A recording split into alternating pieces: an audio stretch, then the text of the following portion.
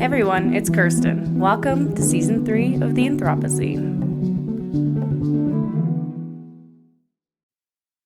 The scene is set. You're out on another field day, taking notes and carefully collecting samples. Everything with perfect precision so that you can get reliable results and answer the questions that you have. Soon, you'll be able to run analysis and put the pieces together to share your discoveries with your colleagues and tell your story. However, thinking about the blocks of text on paper, the numbers, the graphs, no matter how important they are, leaves something to be wanted. You collect your last sample and sit on a rock near a small stream. You take out your sketchbook and watercolors and take some time to paint what you found today. Strokes on paper, imperfect lines, bright colors, and no words. But a story is told here in the art too. You smile to yourself, suddenly determined to combine these two stories so that it can be shared with everyone.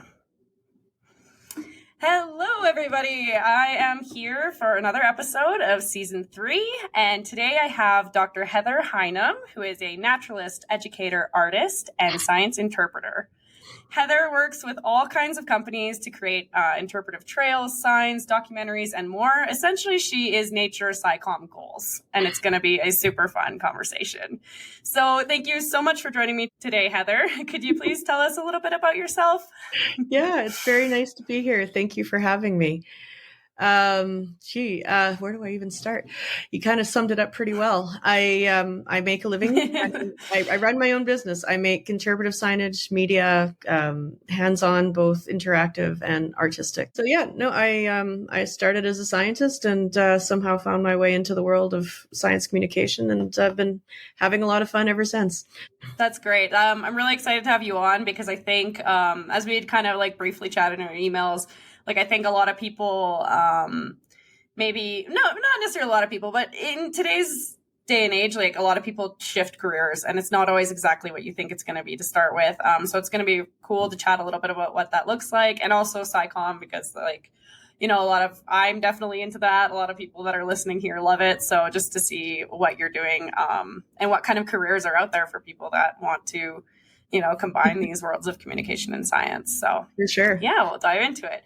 So just as kind of a little bit of a hook to get people interested. So you're in Manitoba in Canada, right? I am. Yes. So most people don't know this, but there are polar bears in Manitoba, which is super cool. And I saw some pictures on your Instagram. This is why I wanted to bring it up. So do you have any like cool polar bear anecdotes just to share with us? Okay, so just so that we're clear, Manitoba is a very big province, and the polar bears only exist in a very top layer along the top, along Hudson Bay. And so people don't think there's polar bears walking through Winnipeg. Yeah. But I don't know. They're amazing animals. I've been very lucky to have had the opportunity to travel to Churchill, where polar bears, it's sometimes called the polar bear capital of the world. And it is a town of about 800, 900 people that lives with polar bears. And so it's a different place to be. You feel a little hemmed in because you can't just go for a walk down the beach, because there's always the chance that you're going to get eaten. And so I travel with polar bear guards who are armed, and they were there to protect us from the bears. But for most of the time, they're just, you know, we're pretty good at keeping our distance. But they're amazing. They're very smart. They're very curious. They're very big. And they love to come up and check out things. And so you kind of have to do it in a very controlled fashion. So we do it from the top of what's called a tundra buggy, which is it's 9 feet tall to the windows so that the bears can't reach us, but they will get up on their paws and come and sniff you. So that, I think, is probably a life-changing moment for most people, to be that close to something that big. And it's really fun because they're just so cute, but they're also very deadly. So it's always one of those, you know, wife not friend if friend shaped situations. Yes. You know, you just really want to. Oh my gosh, you could eat me. So yeah, it's right, exactly. I can't wait till I get back up there to see them again. So yeah, it's if you can ever get up there, I highly recommend it. It's a thing to experience for sure. For sure, yeah. I think a lot of bears are like that. Yeah, exactly what you said. If not friend, why friend shape? They're so cuddly and cool looking, and especially in the case of polar bears, well, they have live in extreme conditions and like. Oh, right. Yeah. And any food for them is food right away because, I mean, black bears and brown bears and grizzlies, like, you don't really have to worry about a lot of encounters, but polar bears are like an entirely different species. Well, and they tend to concentrate there. So it's not uncommon to see a dozen in a day in October. So, I think we saw about 12 in one day in October. So they were getting into town a fair bit this year. So they have a polar bear monitor. There's a whole group of people devoted to keeping the townspeople safe. And at Halloween, everybody's trick-or-treating with a bear guard. It's all done in one big group to keep everybody safe. So they take it very seriously. Nobody wants to get hurt. Nobody wants to hurt a bear. So, they're very careful about their food. They're very careful about their garbage. It's a whole process, and it's taken years to get to this point. Right. So, that's a really cool story for coexistence, right? Like living with wild and figuring out how to make it work. And there's a couple more hoops to jump through, but it's totally possible. They kind of had to. I mean, back in the 50s when there used to be a military base there, they shot the bears. And so it's something that they definitely don't do now. There hasn't been a bear killed up there in years. It is definitely a balancing act, and one I think a lot of communities can kind of take home with them and say, oh, okay, they've figured out how to live with one of the most dangerous predators on the planet. I'm sure we can figure out our deer problem. Right, that's amazing. Well, now that we've got people down the rabbit hole of looking into polar bears and hopefully running over to your Instagram to check out your page, we can go ahead and dive a little bit more into you. Okay. Yeah, exactly. Yeah. Awesome. So now in your career, you're pretty heavily focused on, finding ways to combine communication, art, and science. But could you just tell us a little bit about your background in research so people can kind of see that transition? Sure. I started off as, I have 3 degrees. I have an undergrad and a master's in zoology and a PhD in conservation ecology. I had intended to be an academic. I went through and did research on birds. So I worked on blackbirds for my undergrad. I was mucking around in marshes collecting, believe it or not, the coloration of the inside of birds' mouths, trying to figure out how that affected provisioning rates and things like that in the context of cowbird parasitism. So it was a lot of fun. But then somewhere along the line, I decided I was into owls and this was my thing and had to find somebody who could work with me on that. So I hooked up with an adjunct professor at the University of Manitoba, did my master's on owls, looked at habitat relationships and how they were distributed across the landscape relative to forest types. So it was a lot of standing around in the dark, listening, which I still love to do. I do that as often as I can. Then the PhD, I moved to Alberta and went to Edmonton at the University of Alberta, still on owls, but this time focused on northern saw-whet owls, which everybody knows is the cutest little owl on the planet. And we were looking at their behavior and reproductive success in the context of habitat fragmentation. So I was very lucky. There was a guy from Edmonton who had nest boxes all over the place, and we could use these nest boxes to look at nesting birds and look at how their provisioning rates changed, how the young were doing. So I was in up to my elbows in saw-whet owls for 4 years. It was really a lot of fun, but it was about halfway through the doctorate that I went, I don't want to do this for a living anymore. It was probably about getting close to my candidacy, which is somewhere in the middle of the 5 years I was doing my PhD. I love the research and I love the work, but, the academic environment was just not something I was getting super into. I love teaching. That part of my job was really fun. I kind of had a bit of a breakdown partway through my PhD and went, oh, dang it. Now what do I do? I don't want to do this. I don't want to do this anymore. Now where do I go? What do I do? How do I take what I love and turn it into I was looking at teaching colleges. I was looking at all sorts of things. But here in Canada, there's not a lot of teaching colleges, so to speak, as there are in the US. So I didn't want to move to the US. And so I had to try to figure something out. So it was not till near the end of the PhD that I kind of had the light dawn on me. And it was not the light that I'm doing now. It was a totally different thing.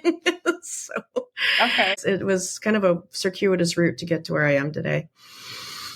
Yeah, I think this is such a good conversation because from when you're 18 years old, just fresh out of high school, you pick something that you think you're going to like. And then, I kind of have this idea that we have to stick with it. And I understand, of course, there's also like socioeconomic issues, depending on if you're able to change your For career or sure. study or not. But I think the fear of like starting over is something huge for people. Like you said, you had a bit of a breakdown and you're like, okay, I've wasted this time. Maybe some people feel like, between quotation marks. But all the experiences lead to something, right? Like, and Absolutely. every, if you study a bachelor's in English, it's going to help you out as a scientist, or if you study a scientist, it's going to help you in communications in other ways later. So it's Absolutely. really cool to have this conversation.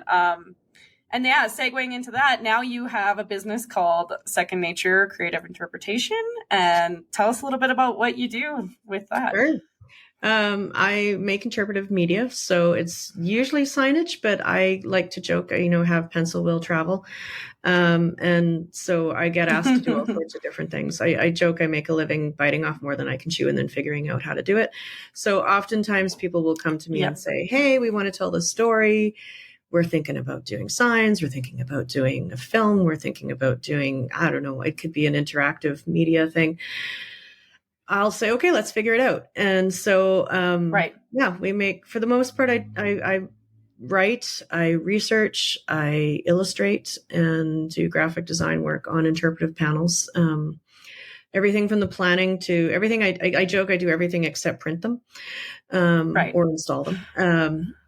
But yeah, I help communities plan. I help them come up with a story, help them come up with a theme, and then figure out how do we make that theme make sense on the ground. And then yeah, then we make it happen. So it's fun and it's variable and it ranges. It's not just science. I mean, I do a lot of heritage stories as well. So there's a Okay. lot of communities here in Manitoba and actually abroad that have approached and said, well, we want to share the story of our community. Help us do that. And so, yeah, so I have a lot of random Manitoba history in my head. Right. Okay. But actually, one of the really fun things about that is that I think getting to know where you live, even from a natural perspective, from a historical perspective, is so enriching. And Right. I'm grateful to have all of these stories in my head and to be able to share them with people. So it's a pretty special job. And I'm usually at any one time Yeah. 6 or 7 projects on the go. Right. Yeah. I think the love of like, I did see a reel the other day. It was like when you were tired of the 9 to 5. So like now you're a SciCommer and you work like from like 9 to 9 instead. Yeah. I try not to do that. I try very hard not to do that. No, actually. don't do that. Yes. Yeah. Yeah. Yeah. No, I think if anybody that's a freelancer that's listening either knows the struggle or you're starting out, yeah, it's important to set yourself a schedule, set boundaries, and Absolutely. yeah, that's Yeah. I mean, I've been doing this for 12 years now, and I will say in the beginning, it was grueling in terms of putting in long days and figuring things out. right. But you know what?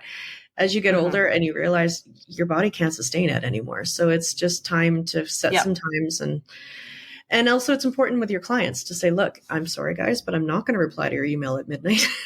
So Oh, for sure. Yeah, absolutely. Yeah. Do what you can to turn notifications off or just, yeah, you got to learn to just work in the hours that you're working. Yeah. So I just wanted to circle back a bit. I love this conversation too, but I feel like we could just like Sure. launch Yeah, off I go forever in about circles like all the time. self-care and boundaries. Yeah. Yeah, but I really love just talking about like that you get to see a bit of the culture and the nature because I mean, a lot of us in the conservation narrative, it's really easy to want to like remove the element of people, because we're frustrated and we're mad because like humans are like effing up the planet, right? But how do we like actually appreciate where we live, the cultures that are there, the plants, the animals that are there, and it's all part of the same picture. So it's really cool working in communications that you get to see a little bit of both sides of that. Yeah, I just wanted to note that down. Yeah, no, it's very interesting because you're right. It can be you can want to remove people from the equation and say, but one thing I do a lot of work with Indigenous communities here in Manitoba, and I mean the reality is people have been on this planet for thousands of years, and there is an intimate relationship between people and the planet and the land and everything else around them.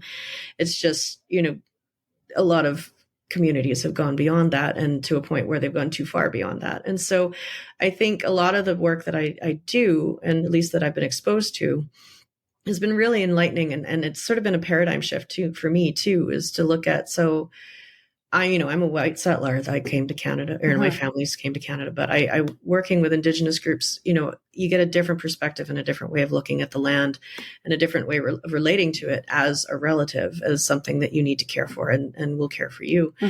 And I think the more time that I try to include that as much as possible in my conservation text when I can, because I think it's a point of view that we could really benefit.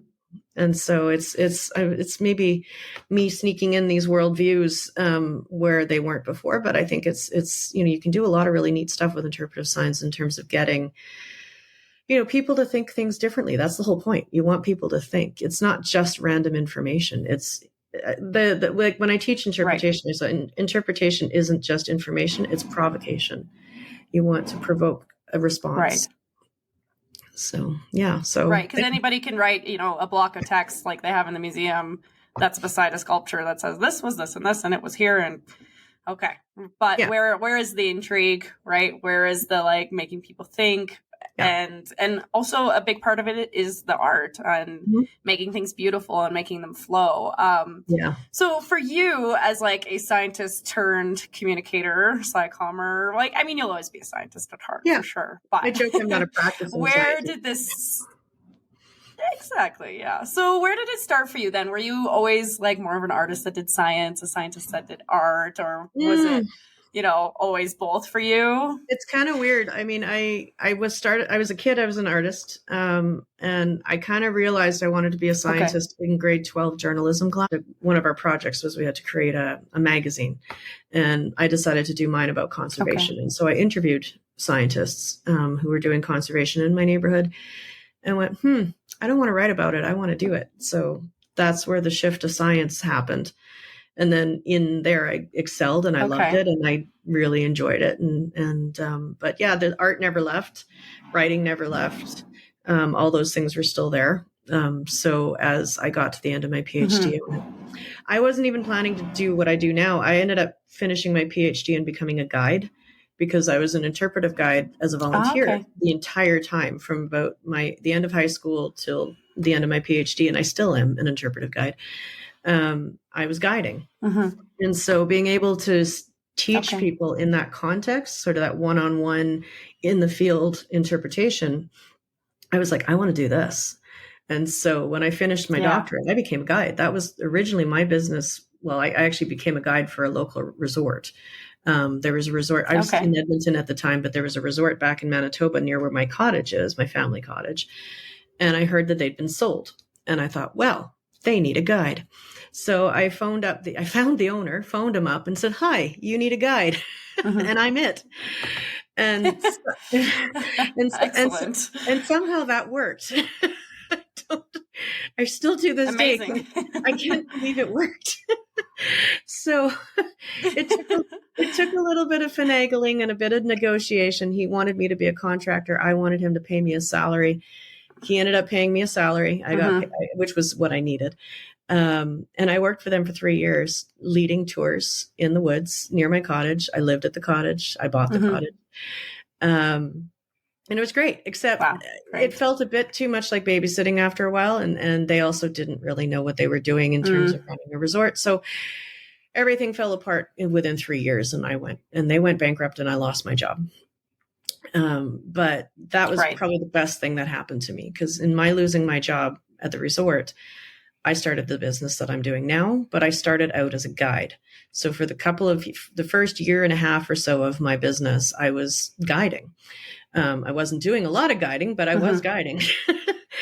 And it wasn't until one day, somebody came up to me and said, hey, Heather, our town's doing a trail and we want to do a nature trail. Could you maybe tell us what we could make signs about?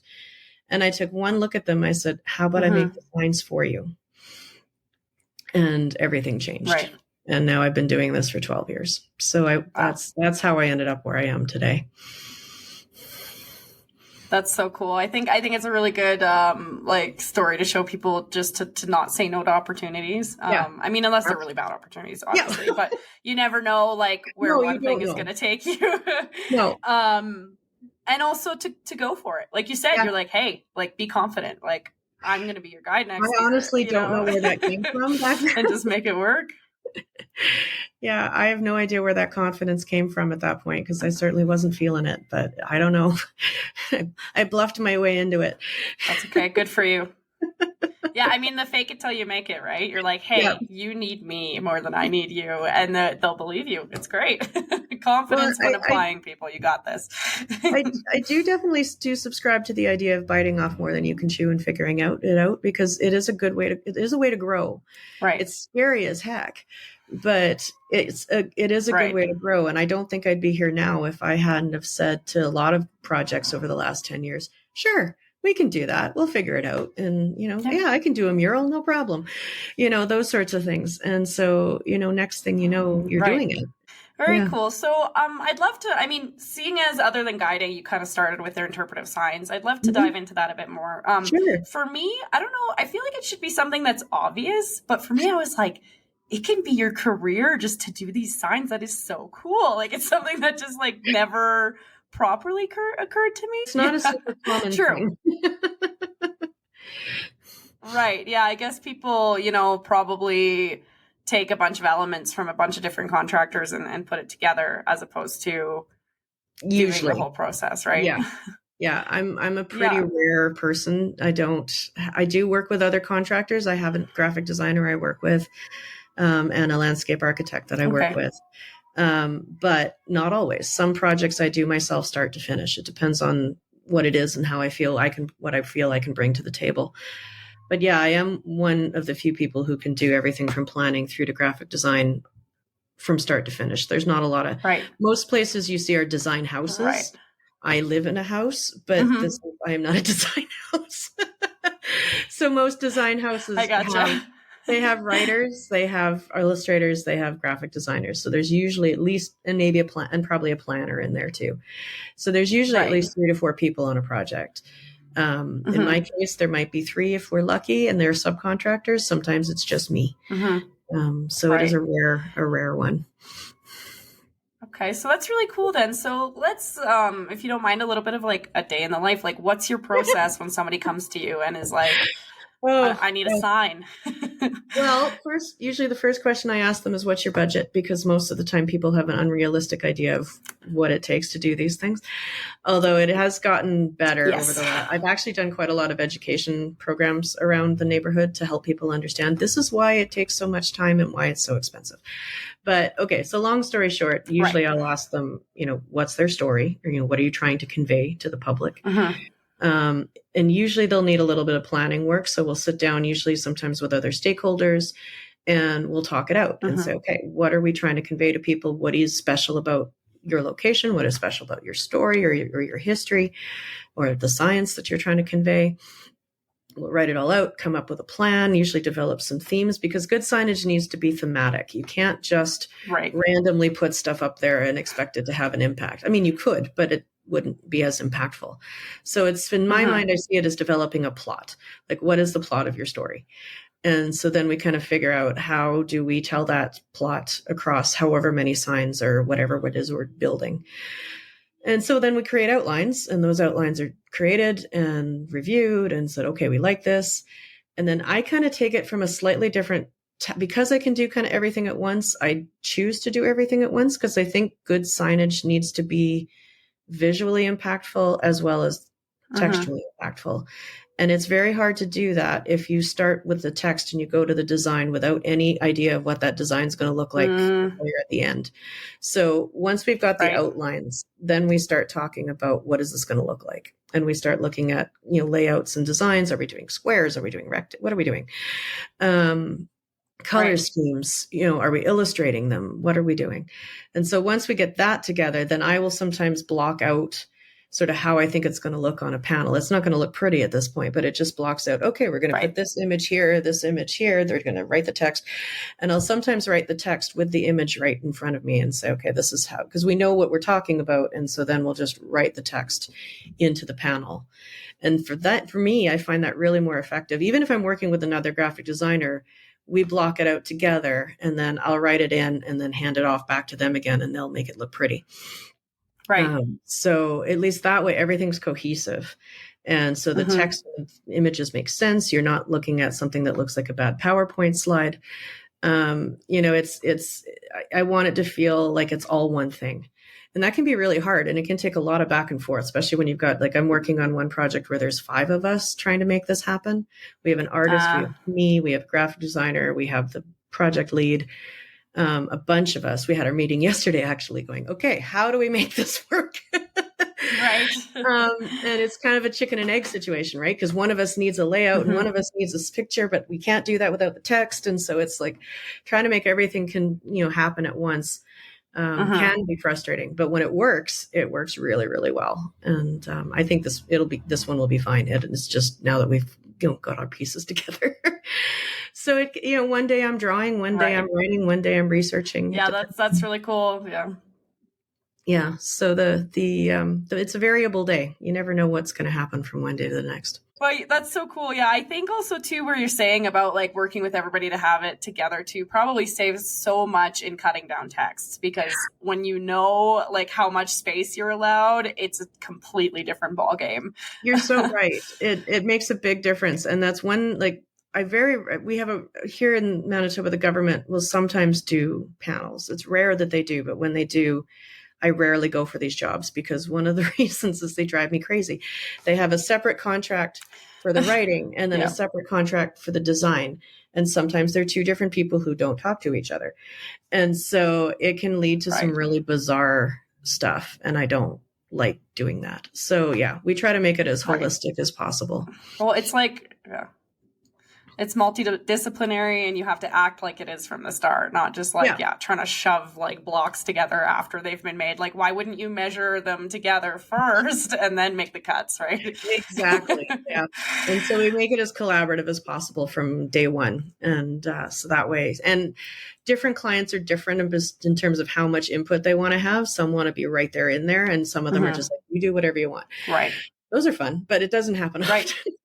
Yeah. But on the other end of the that's what's exciting when they're like, you go ahead. But you know what? At the same time, I love really collaborative clients, because the ones that have a really good vision in their minds are excellent to work with, because they have as long as they're willing to work with you, it can be a really powerful experience to work with someone who's really into it. Plus it's fun. That's cool. Yeah. Amazing.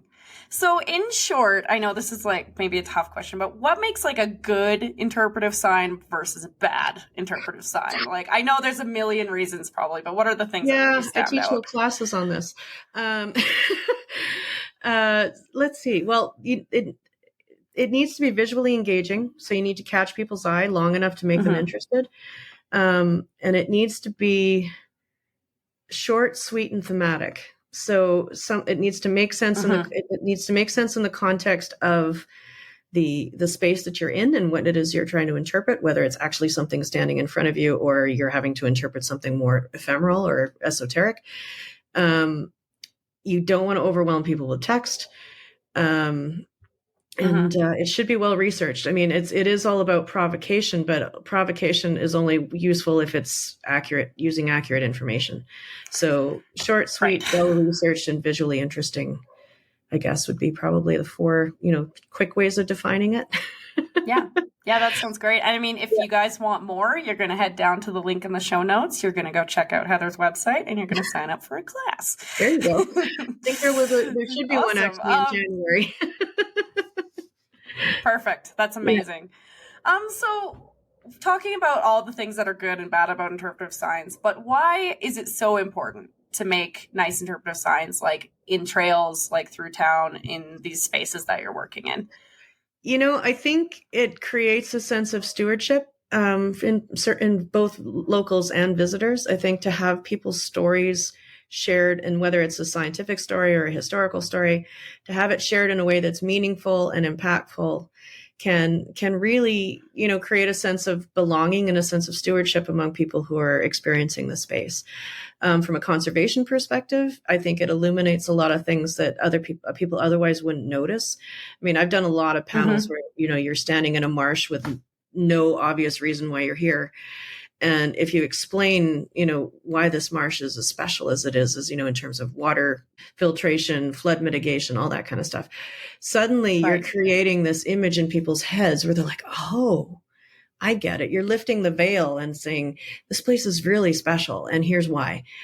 And I think without those, a lot of people go through their day without realizing just how amazing the world is around them. And so I think from a conservation perspective, or from even a historical conservation perspective, even reconciliation, it helps people understand the world a little bit better and hopefully make choices in their lives that will benefit the world. Right. I mean, how cool is that if, you've seen marshes and ponds and stuff all your life, but you've never thought about it as like, this is where your clean water comes from and these other things. And I think just one sign reading that and seeing that marsh and getting, the in situ education, I think is really cool. Also something, these interpretive trails and stuff in parks are kind of getting back our third place.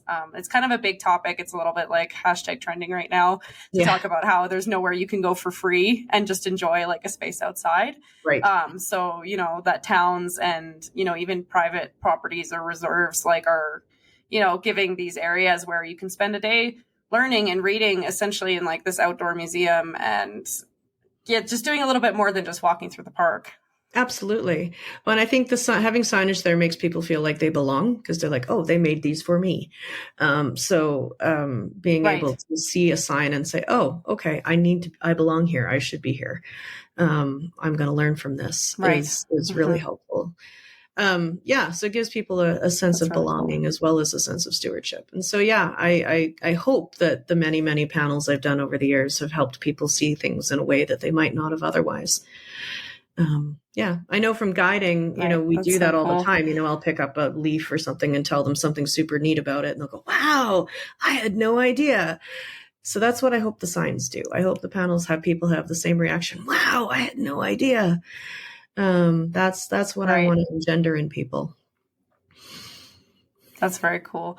So then talking about interpretive science, we have the art and we have the science and the text and all these kind of things. So how does art help science, and why is it so important that we combine these two things? I think art works in a lot of different ways. First, it makes the invisible visible. It helps create situations where, that's what diagrams do in a lot of cases, right? It takes things that you can't otherwise see and explains them to you in a visual way. It helps, it helps attract attention too. I mean, especially in a signage situation, if you see something that's beautiful and colorful, you're going to want to go look at it. And so it might be a sneaky way of getting people's attention. But at the same time, it evokes feelings in people. So if you're trying to create a message that's trying to cause change, for example, like a conservation situation or whatever, you want to do it in a way where the imagery helps support the text and support the message that you're trying to get out. And I mean, I've seen some super impactful interpretive signs that are really hard to look at. I haven't made any myself yet, but I'd love to. Just because, sometimes you need to be kind of smacked in the face with something. And the visual aspect of that art is what does the smacking. And it doesn't have to be difficult. It can be beautiful too. I mean, I've done lots of beautiful pollinator panels and things, but it makes people happy. It makes people like, I want this in my life. And then we'd give them ways to make that happen. Yeah. And I think sometimes maybe you'll be in a park and there's illustrations of, I don't know, some of the birds that are there that you have no idea. And then I think you might be spending more time paying attention to what birds you. Yeah. I mean, you can accomplish it with photos to a point. But I think there are some times when illustrations they take it that level higher, and it gets people engaged in a way Right. that a photograph might not. And so that's Mm-hmm. it's hard because budgets don't often allow for good illustrations because they're very expensive. It takes a Right. long time. Mm-hmm. For But sure. when you can do it, it can make some really beautiful artwork. That's cool. So you as an artist, what are some of your favorite things to draw? What's your kind Oh of, gosh. when somebody says, "Oh, I need a sign with this," you're like, "Yes." Well, for me, that's probably, I love drawing a lot of things. I can't draw people, but that's the one thing I can't do. I love drawing birds. That's, from my many, I've been a birder since I was a little kid. And so I've been drawing birds since I was a little kid. Now I teach people how to draw birds and other things. So I love doing There you them. go. I love doing flowers. I love doing insects. Mm-hmm. Nearly anything. I get excited about just about anything. I rarely get asked to do mammals because it doesn't happen very often. But I did do a mural a couple of years ago where I got to do, an otter and fish and various insects and birds and stuff. And I was just, this is great. I love this. So if anyone wants to hire me to do Yeah. a mural, call me because I love them. They're so much fun, especially if it involves lots of animals. Perfect. I'll be all over it. Yeah, no doubt.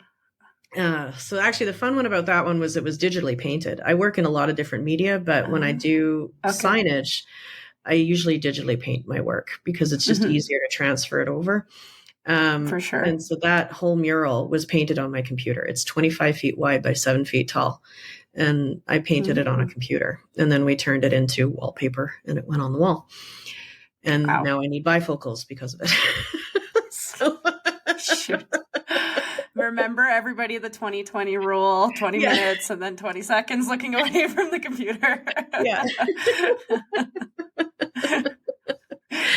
So what are some of the biggest challenges you face then? I mean, like, it's not always fun and games, unfortunately. So what are some of the hardest things as being in this field? Time management is probably the biggest one. Trying not to take on too many projects and knowing that you can finish them all in the time frame that your clients require. I'm pretty lucky most of the time that I have very flexible clients, but there have been occasions where I felt really badly because something took way longer than I thought it would. So time management is probably the biggest and most important. Like any small business, cash flow can be a bit tricky sometimes, but I'm at that point in my career where I'm okay. Like everything's kind of chugging along and I can just keep doing what I do, which is rare in a small business. So I count myself very lucky, but I'm also very aware of it all the time. So it's something I'm always keeping track of.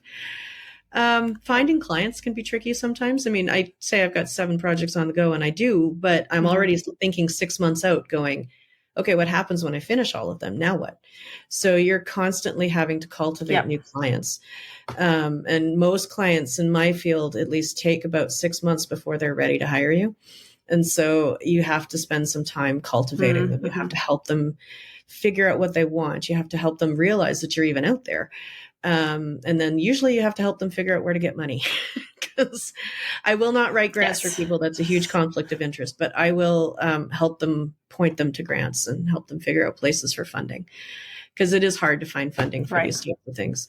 So those are probably the 3 biggest ones is, but it all comes down to time and planning and staying on task. And then taking breaks. You have to take breaks. I'm going on holidays in a little bit, and I need it. So excellent, very good. Yeah, making sure you're taking care of yourself because I mean, especially when you're your sole, boss and your entire team, if you fall apart, everything else does. So you got to make sure that you're actually another one is the physical aspect of this job. Now, you wouldn't expect there to be much of a physical aspect, but you spend a lot of time sitting and you spend a lot of time using your drawing hand. And I've needed physiotherapy to keep me functional. And so when I teach art classes now, and so when I teach my students, I always remind them, lift your head, sit, get your posture right, pay attention to how you're sitting, pay attention to how you're doing things, because don't become me is what I want people to know, and there was a while there where I was concerned I wasn't going to be able to work properly. Invest in, if you have a home office or something, in a better chair, get yourself a nice mouse pad, get yourself the things that you need. Yeah. Like Get the screen you're so your investing head's in up. your future. So despite the challenges then, what is the most rewarding part of this work for you? Oh gosh. There's so many, really. I mean, the variety, first off, I'm never bored. I mean, there's always something new to do and something new to learn. I meet amazing people. I get to meet people from all over Manitoba, all over beyond Manitoba, and I learn from them and I learn their stories. And that's really special to me. I mean, they're trusting me with a lot of really, sometimes very personal stuff. And so that is so wonderful. It's such a privilege, and I get to see, well, I've been lucky. I've seen a lot of the province because of it. And I get to learn about so many cool things. I rock at Manitoba trivia right now because I have learned so much stuff. Right. And I love it. It's never ending. And, so yeah, I get to do what I love almost every day. So there's a lot of freedom to that. That's awesome. It's super inspirational. I love to hear, like when people have worked really hard, obviously, to get where they are, but get to do what you want. And you can, whoever's listening to this, like you can do what you want to do. It's going to take work and it won't be easy maybe, but there's a chance out there. That's great. Awesome. So I'm going to put you on the spot and ask you a mean question. What is your favorite Canadian animal? You have to pick one. Oh dear. Favorite Canadian. Well, does it need to be endemic to Canada? You know what? No, because that's hard. There's not a lot of endemic to Canada animals. Actually, no. my knee-jerk reaction was a great gray owl. There you go. They're pretty special. They're very big and fluffy, and they're so imposing when you see one. But I have too many. But no, it's fair. You had a reaction though, and now all the other animals know that you have a favorite because this is now. Well, I'm going to get in so much trouble next time I go for a walk in the woods. They're all just going to be like, "Hey." Put you on the spot. Okay, and because we're plant lovers here too, do you have a favorite plant?